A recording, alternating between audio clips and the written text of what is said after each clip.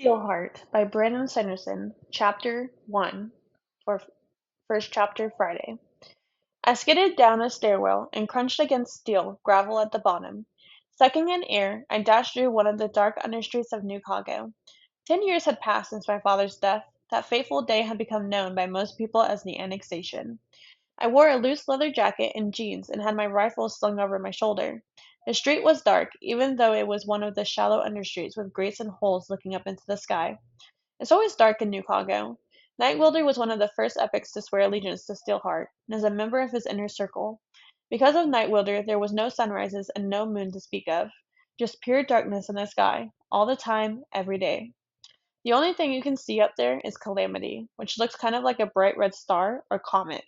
Calamity began to shine one year, before men started turning into epics. Nobody knows why or how it still seems to shine through the darkness. Of course, nobody knows why the epics started appearing or what their connection is to Calamity either. I kept running, cursing myself for not leaving earlier. The lights along the ceiling of the understreet flickered, the coverings tinted blue. The understreet was littered with its typical losers, addicts at corners, dealers, or worse, in alleyways. There were some furtive groups of workers going to or from their jobs, thick coats and collars flipped up to hide their faces. They walked hunched over, eyes on the ground. I spent most of the last decade among people like them, working at a place we simply called the factory. Part orphanage, part school, it was mostly a way to exploit children for free labor. At least the factory had given me a room and food for the better part of 10 years. That had been way better than living on the street, and I hadn't minded for one moment working for my food. Child labor laws were relics of a time when people could care about such things. I pushed my way past a pack of workers. One cursed at me in a language that sounded vaguely Spanish. I looked up to see where I was. Most intersections were marked by spray-painted street names on the gleaming metallic walls. When the Great Transfusion called the better part of the old city to be turned into solid steel, that included the soil and rock, dozens, maybe hundreds of feet down into the ground. During the early years of his reign, Stillheart pretended to be a benevolent, if ruthless, dictator. His diggers had cut out several levels of the understreets completed with buildings, and people had flowed to Chicago for work. Life had been difficult here, but it had been chaos everywhere else. Epics warring with one another over territory, various paragovernmental or state military groups trying to claim land. New Congo was different. Here you could be casually murdered by an epic who didn't like the way you looked at him. But at least there was electricity, water, and food. People adapt. That's what we do. Except for the ones who refused to. Come on, I thought, checking the time on my mobile, which I wore in the forearm mount of my coat. Blasted rail line outage. I took another shortcut, barreling through an alleyway. It was dim, but after 10 years of living in a perpetual gloom, you got used to it. I passed huddled forms of sleeping beggars, then leaped over one sprawled in the street at the end of the alleyway, and burst out into the Seagull Street, a wider thoroughfare that was better lit than most. Here, one level underground, the diggers had hollowed out rooms that people used as shops. They were closed up for the moment, though more than a few had somehow watching over front with a shotgun. Steelheart's police theoretically patrolled the understreets, but they rarely came to help except in the worst cases. Originally, Steelheart had spoken of a grand underground city that would street down dozens of people of levels. That was before the diggers had gone mad, before Steelheart had given up the pretense of caring about the people in the understreets. Still, these upper levels weren't terrible. At least there was a sense of organization, and plenty of burrowed out holes to use as homes. The lights in the ceiling here were faintly green and yellow, alternating. If you knew the color patterns of the various streets, you could navigate pretty well through the understreets. The top levels, at least, even veterans of the city tended to avoid the lower levels, called the Still Catacombs, where it was too easy to get lost. 2 blocks to Schuster Street, I thought, glancing through a gap in the ceiling towards the better lit, gleaming skyscrapers above. I jogged the 2 blocks, then swerved into a stairwell going up, feet falling on steel steps and reflecting the dim, half-functioning lights. I scrambled out onto a metal street, then immediately ducked into an alleyway. A lot of people said that the overstreets weren't nearly as dangerous as the understreets, but I never felt comfortable on them. I never felt safe anywhere, to be honest, not even at the factory with the other kids. But up here, there were epics. Carrying a rifle around the understreets was a common practice. But up here, it could draw attention from Stillheart's soldiers or a passing epic. It was best to remain hidden. I crouched beside some boxes in the alleyway, catching my breath. I glanced at my mobile, tapping over to a basic map of the area, then looked up. Directly across from me was a building with red neon letters, the Reeve Playhouse. As I watched, people began pouring out the front, and I breathed a sigh of relief. I'd made it just as the play ended. The people were all over streets, in dark suits and colorful dresses. Some would be epics, but most would not. Instead, they were those who had somehow gotten ahead in life. Perhaps Stillheart favored them for tasks they performed, or perhaps they had simply been born to rich parents. Stillheart could take anything he wanted, but to have an empire, he needed people to help rule. Bureaucrats, officers in his army, accountants, trading gurus, diplomats, like the upper crust of an old school dictatorship, those people lived off the crumbs that Stillheart left behind. That meant they were almost as culpable as the epics in keeping the rest of us oppressed. But I didn't bear them much ill will. The way the world was these days, you did what you had to in order to survive. They had an old fashioned style. It was the current trend. The men wore hats and the women's dresses looked like those from pictures I'd seen of old Prohibition days. It was direct contrast to the modern steel buildings and the distant thumping of an advanced enforcement copter. The opulent people suddenly began moving out of the way, making room for a man in a bright red pinstripe suit, a red fedora, and a deep red and black cape. I ducked down a little lower. It was Fortuity. He was an epic with precognition powers. He could guess the numbers that would come up on a dice roll, for instance, or foretell the weather. He could also sense danger, and that elevated him to high epic status. You couldn't kill a man like him with a simple rifle shot. He would know the shot was coming and would dodge it before you pulled the trigger. His powers were so well attuned that he could avoid a machine gun barrage. He would also know if his food had been poisoned or if his building was rigged with explosives. High epics, they're blessed hard to kill.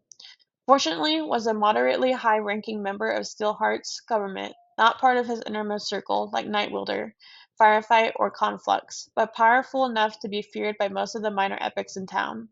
He had a long face and a hawkish nose. He strolled to the curb in front of the playhouse, lighting a cigarette as the other patrons spilled out behind him. Two women in sleek gowns hung on his elbows. I itched to unsling my rifle and take a shot at him. He was a sadistic monster. He claimed his powers worked best when practicing an art called ecstacy, the reading of the entrails of dead creatures to divine the future. Fortuity preferred to use human entrails, and he liked them fresh. I held myself back. The moment I decided to try to shoot him, his powers would activate. Fortuity had nothing to fear from a lone sniper. He probably thought he didn't have anything to fear at all. If my information was right, the next hour would prove him very wrong on that count. Come on, I thought. This is the best time to move against him. I'm bright. I've got to be. Fortuity took a drag on his cigarette, nodding to a few people who passed by. He had no bodyguards. Why would he need bodyguards? His fingers glutted with the rings, though wealth was meaningless to him, even without Stillheart's rules granting him the right to take what he wanted. Fortuity could win a fortune in any gambling house on any day he chose. Nothing happened. Had I been wrong? I'd been so sure. Bilko's information was usually up to date. Word in the understreets was that the Reckoners were back to Nikago. Fortuity was the epic they target. I knew this. I'd made a habit, maybe even a quest, of studying the Reckoners. I, a woman walked past Fortuity, tall, lithe, and golden haired, and perhaps 20 years old. She wore a thin red dress with plunging neckline. Even with two beauties on his arm, Fortuity turned and stared at her. She hesitated, glancing back at him. Then she smiled and walked up, hips underweighting back and forth. I couldn't hear what they said, but in the end, this newcomer displaced the other woman. She led Fortuity down the road, whispering in his ear and laughing.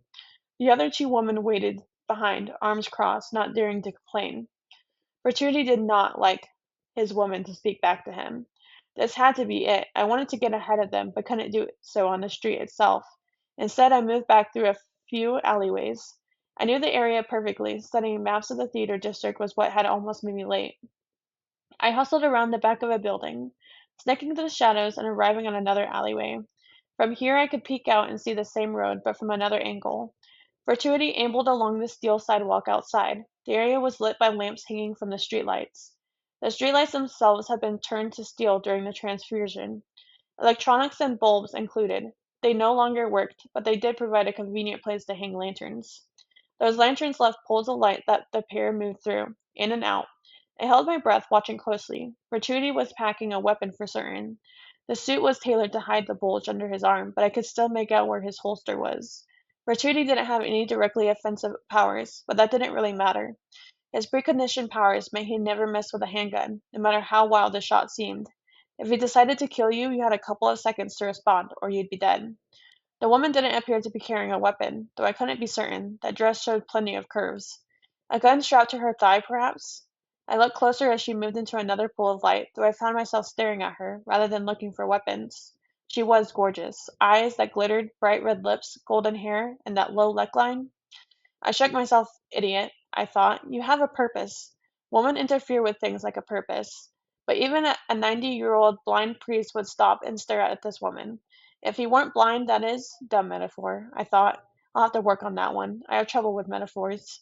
Focus. I raised my rifle, leaving on the safety and using the scope for its zoom. Where were they going to hit him? The street here ran through several blocks of gloomy darkness, broken only by the lanterns before intersecting Burnley Street. That was a major hub of the local dance scene. Likely the woman had incited Fortuity to join her at a club. The quickest route was through the dark, less populated street. The empty street was a very good sign. The reckoners rarely struck at an epic who was in too public an area. They didn't like innocent casualties. I tilted the rifle up and scanned the skyline windows with my scope. Some of the glass-turned steel windows had been cut out and replaced with glass again. Was anyone up there watching? I'd been hunting the Reckoners for years. They were the only ones who still fought back, a shadowy group that stalked, entrapped, and assassinated powerful epics. The Reckoners, they were the heroes. Not what my father had imagined. Not epic powers. No flashy costumes. They didn't stand for truth, the American ideal, or any such nonsense. They just killed, one by one.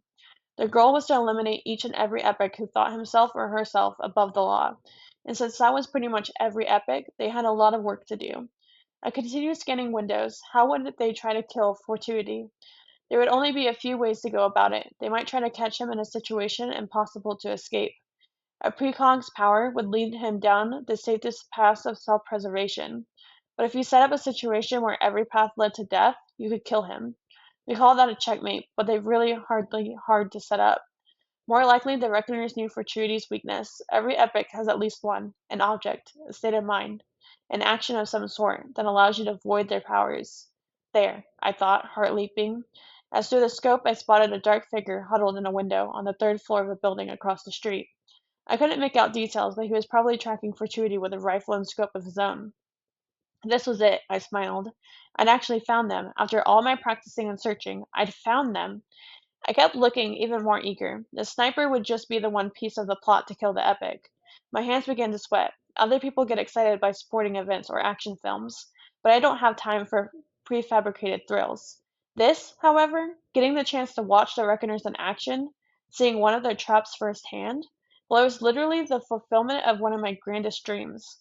Even if it was the only step in my plans, I hadn't come just to watch an epic be assassinated. Before the night's end, I intended to find a way to make the Reckoners let me join them. Fortuity! Yelled a nearby voice. I quickly lowered my rifle, pulling back against the side of an alleyway. A figure ran past the opening a moment later. He was a stout man in a smoking jacket and slacks. Fortuity! He yelled again. Wait up! I raised my weapon again, using the scope to inspect the newcomer. Was this part of the Reckoner's trap? No, that was Donnie, Curveball, Harrison, a minor epic with only a single power. The ability to fire a handgun without ever running out of bullets. He was a bodyguard and a hitman in Steelheart's organization. There was no way he was part of the Reckoner's plan. They didn't work with epics. Ever. The Reckoners hated the epics. They only killed the worst of them, but they would never let one of them join their team. Cursing softly to myself, I watched Curveball confront Fortuity and the woman.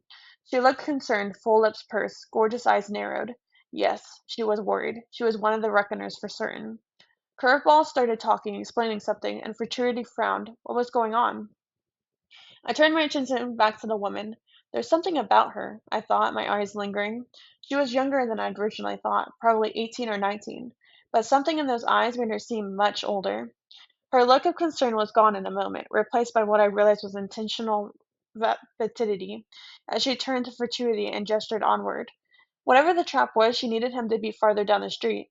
That made sense. Trapping a precog is tough. If his dangerous senses got even a faint of whiff of a trap, he'd bolt. She had to know his weakness, but probably didn't want to try to exploit it until they were more isolated. Even then, it might not work. Fortuity would still be an armed man, and many epic weaknesses were notoriously tricky to exploit. I kept watching. Whatever Curveball's problem was, it didn't seem to have anything to do with the woman. He kept gesturing back towards the playhouse. If he convinced Fortuity to return, the trap would never be sprung. The reckoners would pull out, vanish, pick a new target. I could spend years searching for another chance like this. I couldn't let that happen. Taking a deep breath, I lowered my rifle and slung it over my shoulder. Then I stepped out onto the street and took off towards Futurity.